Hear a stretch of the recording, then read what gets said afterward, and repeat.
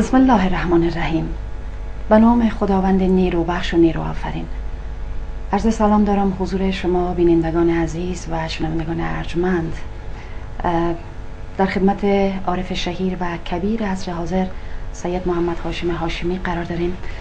جناب هاشمی، من ابتدا حضور شما عرض سلام دارم. خوش آمد میگم شما را در بحث امروز. در جریان قرار گرفتیم که به تاریخ 18 دلو 1392 که مصادف است با 9 فوریه سال 2014 میلادی، شما در یک اثر ترسیم از یک شهر بزرگ تحت عنوان شهر خدا را داشتین و او را به تصویر کشیدین. در اولین سوال از شما جناب هاشمی اتو میپرسم که انگیزه جناب عالی از ایجاد شهر خدا چی بوده و این شهر بر چه مبنا و تفکر استوار است و قرار است که ایجاد شود؟ متشکرم، ممنون. امیدوار هستم که با لطف این بزم عظیم جهان آفرین سوالات ما، جوابات ما، تمام حرکات و تپش قلب های ما در جهت خوشنودی اون بی نهایت باشه. این شهر مبارک شهر خداست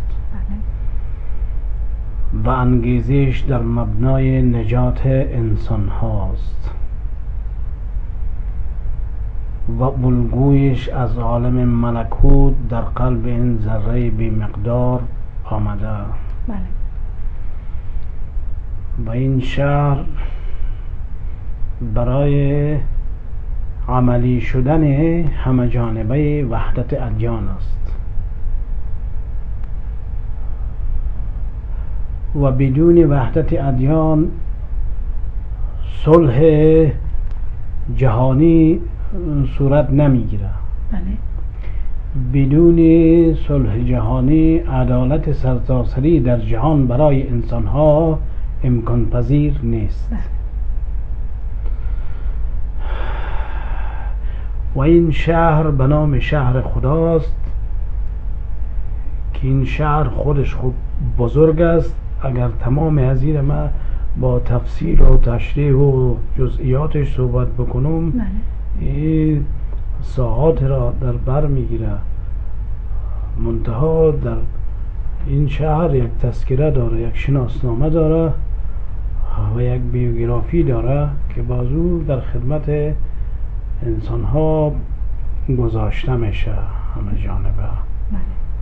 در وسط این شهر یک باغی است به نام شهر خدا که 100 کیلومتر در 100 کیلومتر این باغ مساحت داره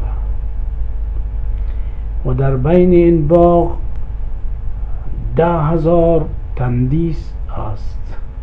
چه تندیس هایی؟ 10,000 تندیس از 10,000 نبی و یا ولی الله و یا حکمای بالا و آزاد شدگان از عالم نفس خودشان که اونها به مقام حاکمیت روحیشان رسیدن و اونها مایه های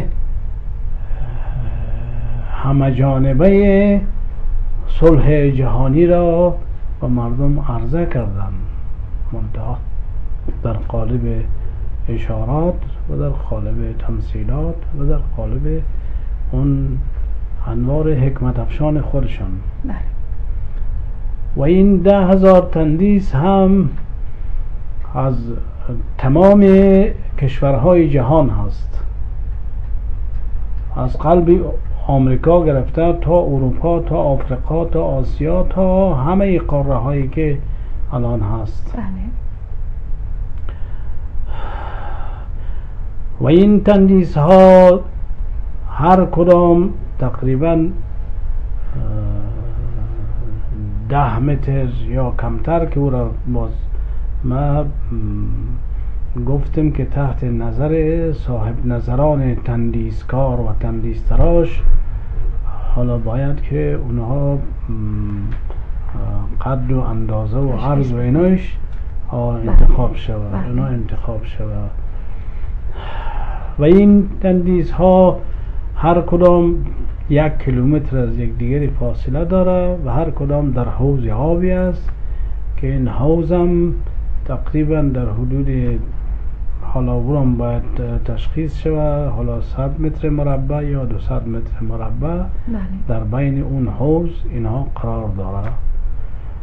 و این مجسمه ها هر کدام قسم شبکه کاری میشه که وقتی که آبشار از این تندیس ها برمیخیزه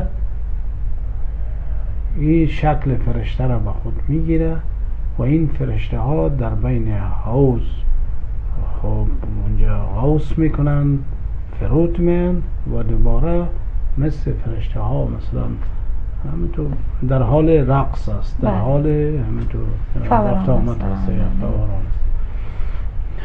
و همچنان این مجسمه ها، می تندیس ها 3 متر عرض شانه دارن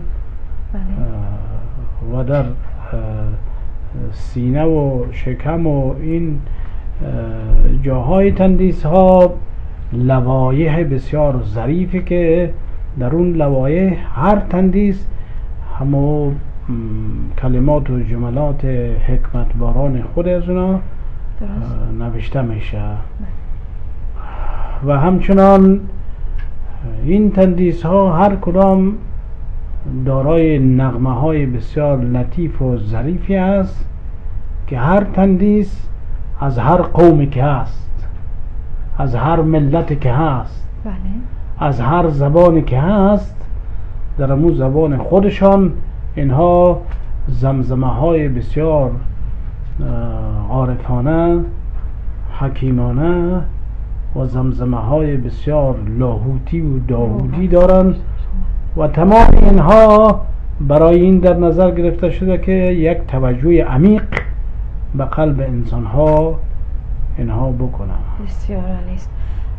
من نمیفهم جناب هاشمی صاحب که سوال من در همین جا، در همین مقطع شما داشته باشم یا ای که شما کلا جزئیات شهر خدا را بگوین باز من سوال من داشته باشم.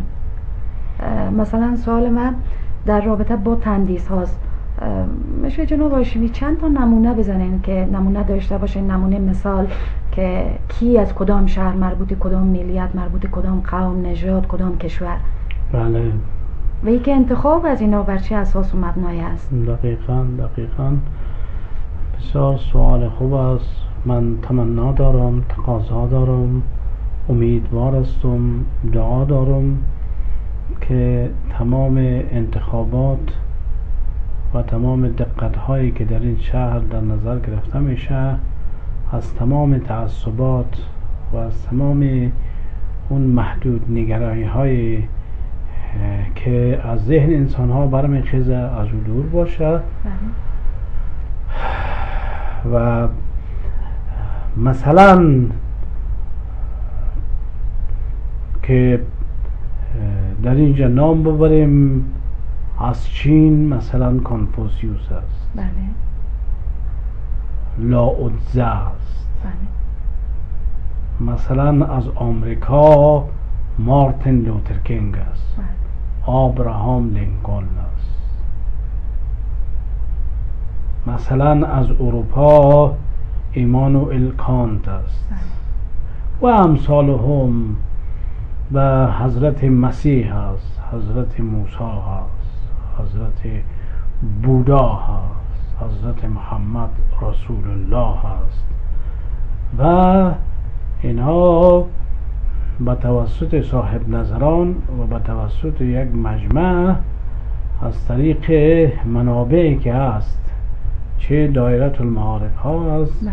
چه اینترنت ها هست، چه کتابخانه ها هست، اینها کارشناسی شود و اینها انتخاب شود که حالا 20,000 میشه، 30,000 میشه که بس از بین ازی 10,000 انسان برجسته انتخاب میشه و اینها تندیس های در اونجا، حالا تندیس ها مثلا حالا سنگ میشه یا از میس میشه یا از چیزی که خود صاحب نظران رو انتخاب میکنن ساخته میشه.